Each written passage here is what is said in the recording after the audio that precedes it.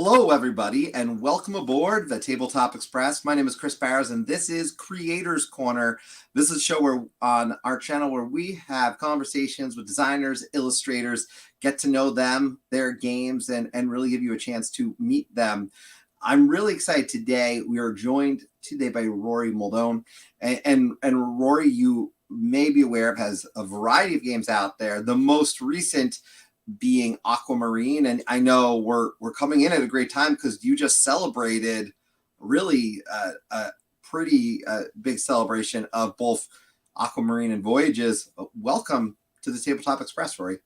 Thanks very much for having me. It's great to be here. Yeah, as you say, it was we just celebrated 1 year of Postmark Games, which is the publishing company that Matthew Dunstan and I set up pretty much 12 months ago exactly. To put out Voyages, which is our first game on Kickstarter, and we're still going, so that's cause for celebration. I think anytime you try something and it can last, then I think you should kind of celebrate that, really. Yeah, and it looks like we've got some folks joining in. Looks like the Nerd Shelves are here. Always good to see the Nerd Shelf. Ryan, my co-conductor on channel, is here as well. Please, everybody, certainly go share this out. And if you have questions for Rory, please feel free to drop them into the chat, and I'll try to work them into our conversation. Rory, one of the things that we ask everyone who comes on here is, before we dive into all about what you've been doing and a lot of fun things to talk about, what's your origin in board games in terms of the hobby? What's the game or games that kind of got you in, whether it be as a kid or later in your life?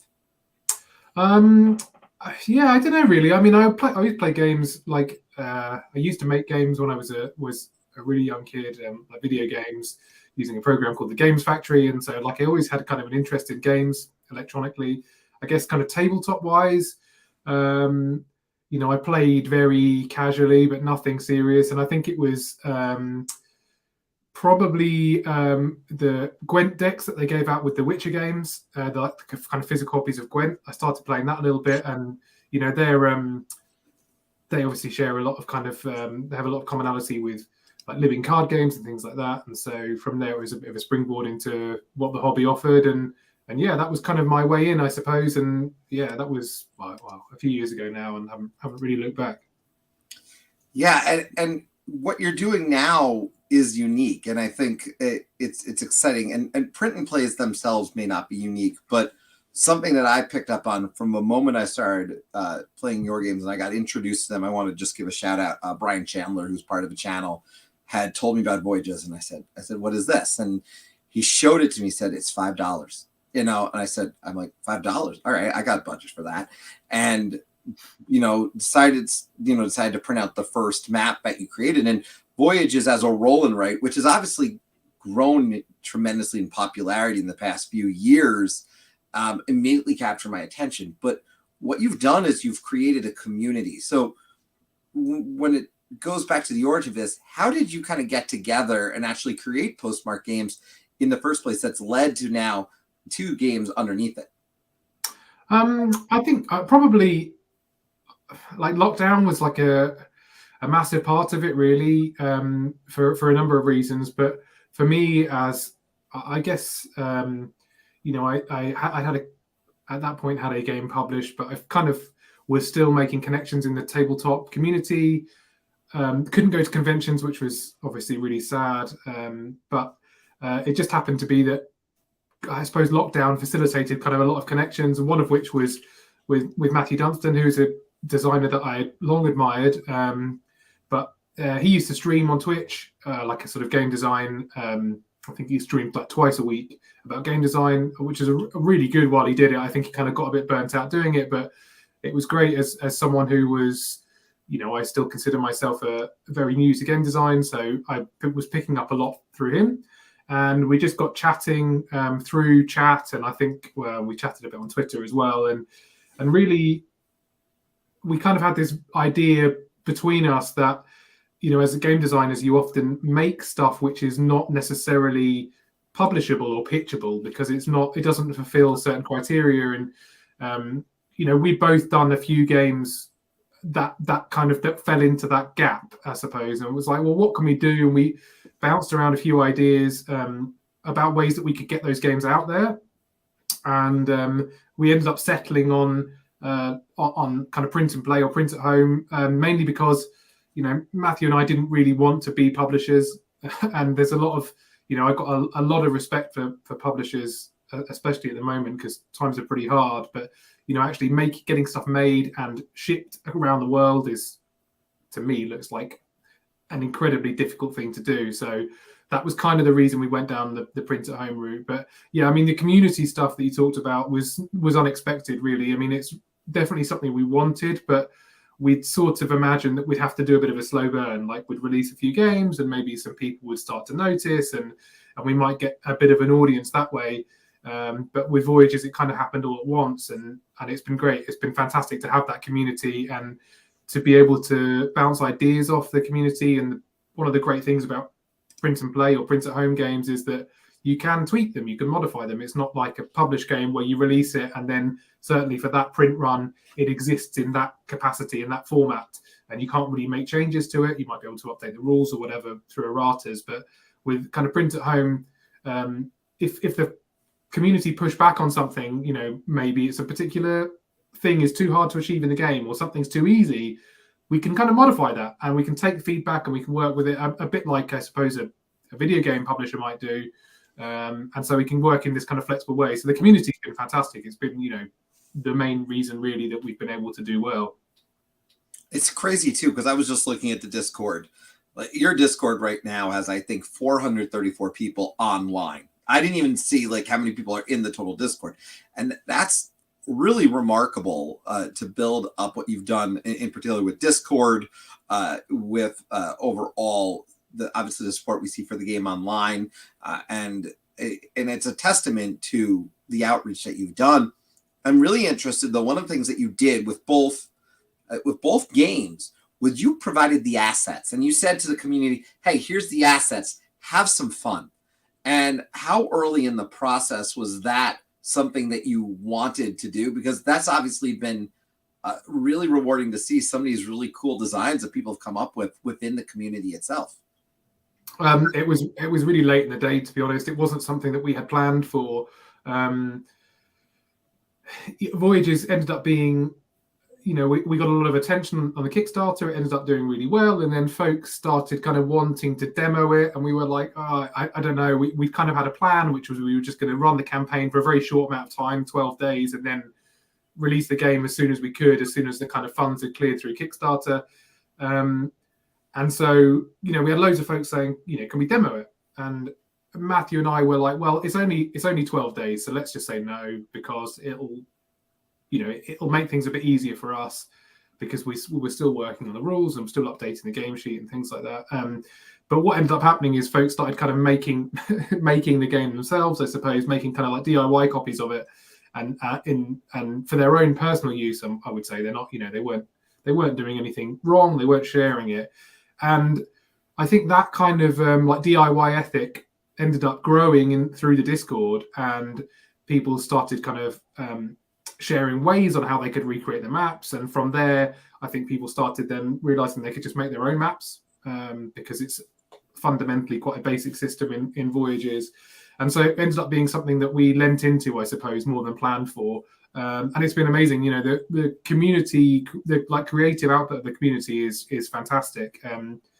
It's Matthew and I like try not to play the community maps, because we have kind of our own ideas about the maps that we want to make, the content that we want to make for the game, and obviously don't want to create uncomfortable overlaps. If things do overlap, it's by chance. But I'm really grateful for those folks that take those games and make their own thing, and I hope it can be helpful for people who are maybe taking their first steps into game design as a way to kind of play around with something. That can be all we can hope for, really. Yeah, and Mr. Coaster chiming in here, by the way, Voyage is a lot of fun in a simple printable package, which I will argue gets increasingly more difficult. Some of the later maps get even harder and harder. And then Ryan chiming in saying, I love the approach. It's great to see open source games. And it has been really cool to kind of see how it's evolved. Some of the community maps are very cool, but you kind of answered one of the questions I had was, are you looking at these community maps as much? And you kind of answered that in the fact that you do have ideas and there's things you want to do. when you look at those, something like Voyages, which has now been around, I mean, technically published, I guess, 2021. When you look at that, do you at some point call an end game on something like that and then say, well, now the full focus is on Aquamarine and then whatever future projects, or you kind of keep an open door on your projects in the sense, I mean, you just came out, for example, so everyone knows, with Voyages, with kind of a campaign style that people can do. You just announced that. So wondering when you decide to shut a door on something, or is it a door you just kind of keep open over time?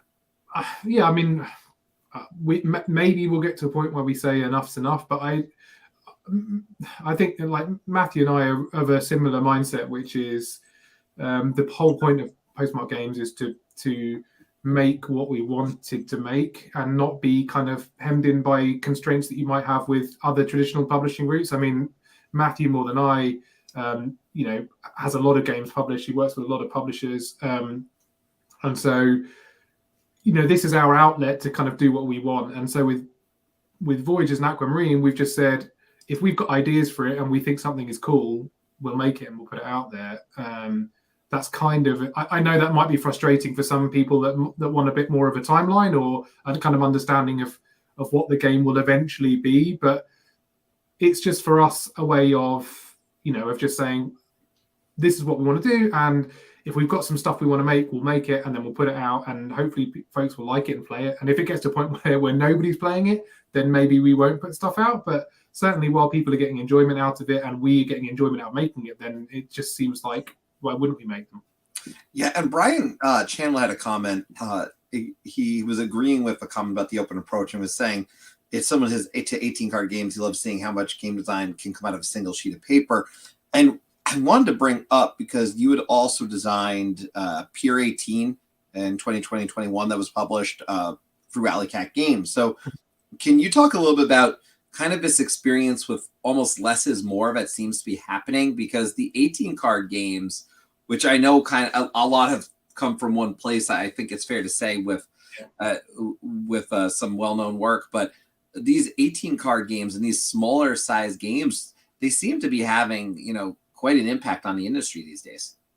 Yeah, I mean, I think it's a really, for me anyway, and I guess other designers' mileage may vary, but I think the moment you give yourself a tight constraint like that when you're designing something, game design becomes a lot more manageable. It weirdly becomes more open because, I think certainly something that I found when I designed my first game, Scorer, which came out in 2020, which I'd worked on for a couple of years before that, is not really kind of, as a new designer, not knowing where the edges were, I suppose, like not knowing how much I could do. And I remember having a conversation with another well-known designer right at the beginning of working on it. And he asked me, how many cards has the game got? And I didn't even know at the time, I didn't even know how many components my own game had, because I was kind of making it in this organic way. And the nice thing about an 18 card game or a single sheet game is, bang, right there, you've got yourself something you need to work within. And it just gives you a boundary, and a boundary certainly when you're a new designer, is great because it solves a lot of questions that you might already have. Like if you get to a point where something's not working, it's not like I'll just add 10 more cards because you've given yourself this constraint. And I don't buy into the idea that you should slavishly stick to something if it's not working and you think there's a game to be had there.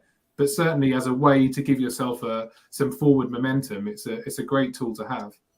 Yeah, and just so everyone can see, this is a little bit of look. I'm pulling these directly from BGG, but here's a look at Pier 18, so you can see pretty simple approach with cards. And I do love this approach. I mean, Palm Island for me in particular is one that I own and enjoy quite a bit. I play that all the time. I joke in the summer that it's with me at the pool every day since it's waterproof. Yeah. So I feel like the world has evolved in terms of games that people are interested in playing now. One of the things now, I think Voyages is at like 5 maps now, 5 official maps, and then a campaign mode. So the campaign mode is pretty cool and special to add. Can you talk a little bit about adding a little bit more of a campaign, or I don't want to call it, I wouldn't say legacy as much as campaign style to a game that obviously continues to evolve for you? Yeah, I mean, I'm gonna, massive credit to Matthew Dunstan, who I co-designed Voyages with. I mean, I did the original design for Voyages in 2020, I think, or maybe it's the end of 2019, and what I had was good, and I liked it, but it was only when I started working with Matthew that I kind of realized there was some things that needed trimming off. There was some things that needed tightening up. And what we ended up with was I think, a core system, which has allowed us to flex in different directions for the different maps, which has been great because we keep the core system for the maps for anyone that doesn't know. And then each iteration, we kind of add some extra layers on top of it. So kind of each map has its own flavor and its own kind of scoring opportunities and things like that, and challenges. With the campaign mode, it's, as soon as we kind of had like 3 maps, we were having conversations about, well, how can we link these together? And we'd had conversations about it, and it wasn't quite working. And it wasn't really until this year, Matthew sat down and kind of worked on it, and we got something. We're like, well, this is actually pretty cool now. One of the neat things about the campaign is the kind of the end game trigger for the game is these stars. You get these legendary stars by doing different things. And in a normal game of Voyages, whoever kind of gets the 3rd star triggers the final round, and that's the end of the game. In the campaign mode, the stars are like your currency that you use to spend on upgrades and things. So kind of getting more stars is useful for triggering the end of the game, and it's also useful for being able to upgrade your ship and your crew. And it kind of means that you end up with a situation where it's very possible in a kind of base game of Voyages to win the game by only having 1 star. Someone else triggers the end game, but you get more points than them. With the campaign mode, that's kind of less of a viable option because, yes, you might win that game, but going into the next step of the campaign, you've got less to spend on doing stuff to your ship. So that's kind of how the campaign works. And we've kind of released that almost as a beta, where we're like, look, the campaign mode is quite hard to test because it means playing 5 games in a row. So we kind of just said to the community, look, we might make tweaks to it, but please play it and enjoy it. And if there's anything you spot that doesn't quite work, let us know and we'll have a look at it. And I think that's one of the neat things about the way you're doing things with Postmark Games, because the community is very involved in the same way, to me, a strong Kickstarter is. The community is active in making decisions, and they're providing feedback to you on a constant basis. So you're getting a rules update, but it's designed that way that it might happen. So I think it's cool because you feel part of a process, and you might discover something. Hey, this might work better this way, and you're listening. And I just think there's something that players appreciate about that. So I think you've done that incredibly well. The other game, though, that you put out more recently was Aquamarine, and that was in 2022. And I first want to note, because I played Aquamarine the other night with my wife and son, my 9-year-old son, and they loved it. They enjoyed the experience of it. But I remember my son was excited because I showed him the 3rd map. So I showed him the first map that we played. They saw the 3rd map. He's like, Dad, this map is huge. And I'm like, I know. We'll work our way to it, though. So we're going to get there. So the excitement of that, there's more. And the other thing, what, I do want to bring this up. Brian mentions that he's a particular fan of the low ink black and white versions. Can you talk about any challenges with that as another limitation? Sure. I mean, I think particularly going into Aquamarine, we had a bit more of an idea of how things might go, and so we tried to design things both from a gameplay perspective and from an aesthetic perspective, knowing what we knew about Voyages. And one of those things was we knew we'd had to have a good low ink version. I mean, I'm a real fan of a low ink version being a legitimately low ink version rather than just a kind of grayscale version of the artwork. So yeah, I mean, it's something that I try and plan into the visuals from the start. Definitely now, maybe less so with Voyages because we were finding our way a little bit, although it worked out okay in the end. But with Aquamarine, yeah, we were, there were things there was things I wanted to do with the art, which we kind of had to pare back a little bit because we knew that the low ink version would have to stand alone. And as Brian mentioned, I think there are people that only play it in low ink, and I don't want those people to have a lesser experience. I want that to still be a beautiful game in its own right, albeit in a slightly different way. Not just kind of a lesser version of the color version. That's so true, and because many people may need that. You've got Brian talks all the time about accessibility of board games, which is significantly different than approachability, right? And the actual colors matter. So that in particular, Aquamarine has these kind of borders in there too that you have to work around. So it's something obviously you had to think too. I'll actually, so everyone can take a look at this one. If you've not seen Aquamarine, you can take a look at this on the screen here, one of the examples there. I love also the mechanic in Aquamarine that you've designed, where as you're going down, you're taking hits to your to how much air you have, but then the deeper you go, the more challenging it gets. This design, though, you've got two now themes that have water to some extent. You've got Voyages where you're sailing. You've got this with diving. Is there anything to that connection? Is there interconnection in these worlds, or are these kind of two separate entities in your view? I mean, all of the games that I've had published or published myself have got a water sea theme, which is, I don't know why. I mean, I suppose, actually Matthew did the majority of the design for Aquamarine. We worked on it together, but the kind of impetus was from him. I can't take credit for that being the sea theme. But I mean, I suppose with my other games and with Voyages, I do a lot of game design, like when I'm on holiday, when I'm on vacation. My girlfriend and I often go to the coast here in the UK and just spend a bit of time in the off season where it's really quiet, just kind of sitting by the sea, and she paints and I do a bit of game design. And so, I mean, maybe there's something subconsciously that's going into my brain where I'm like, the ocean, and then I just end up making games about the ocean. But I guess that's probably the only link really. But I suppose that's it. Well, we do have a good question that just came in, which was, are there any plans in the future to introduce any other dice required? For example, D4, D8, kind of expanding on the dice world that exists out there. I wouldn't say no to it, but I mean, one of the things we're really keen on doing is keeping the games as accessible to kind of non-gamers as possible. That both Aquamarine and Voyages are a particular kind of they're at the lower end of the complexity scale, I hope, so that like you're saying, you played with your kid, that's great. That's kind of what we want people to be like. I can play this over Christmas with my parents or with my children. And so with that in mind, we try to keep both the games as not like non-gamer, as a horrible term to use, friendly as possible. So like, hopefully a 6-sided dice is something that people might have in their home.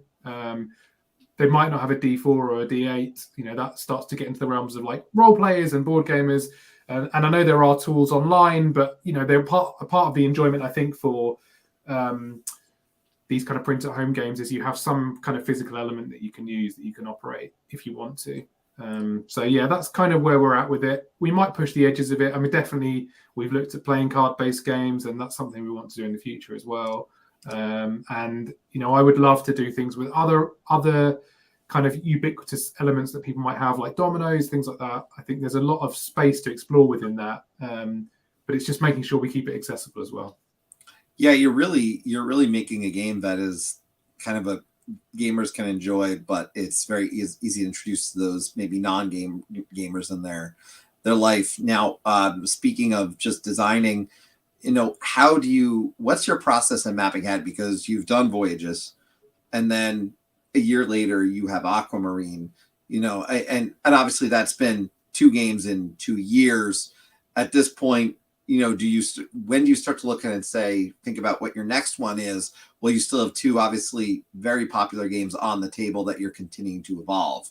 At what point do you go to a different design and publish? Is it more a matter of when something is ready, and do you set goals for something like that of, we'd like to put a new one out by 2023?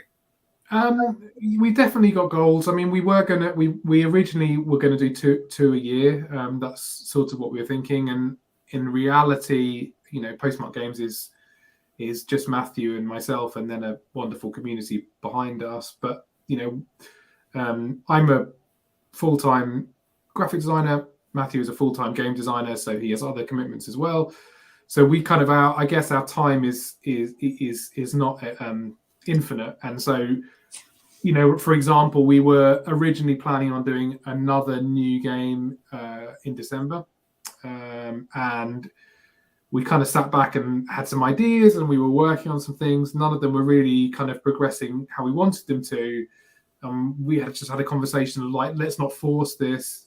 I'm sure we could have got there, if we'd really got stuck in, but it would have been at the sacrifice of Voyages and Aquamarine and potentially other things we were working on. So, instead we decided to do a kind of anniversary special where we kind of announce some stuff for Voyages and Aquamarine, and then we'll focus on another new game next year, of which we've got a few things that we're working on. So it I guess is a fairly organic thing, but again, it's just trying to, Postmark Games has got to the point where it's legitimately, a job for Matthew and I. It's an income stream for us both. So we do commit time to it. I probably spend at least 2 days a week working on Postmark stuff, if not a bit more. But we still want to keep it with that kind of feel of it's an outlet for creativity. It's an outlet for what we want to do, and not just kind of churn and turn, I suppose. Yeah, and I'm just going to put the link in here for everybody. If you have not checked out their website, it's a really beautiful website, no surprise, and very easy to use. But you can go there.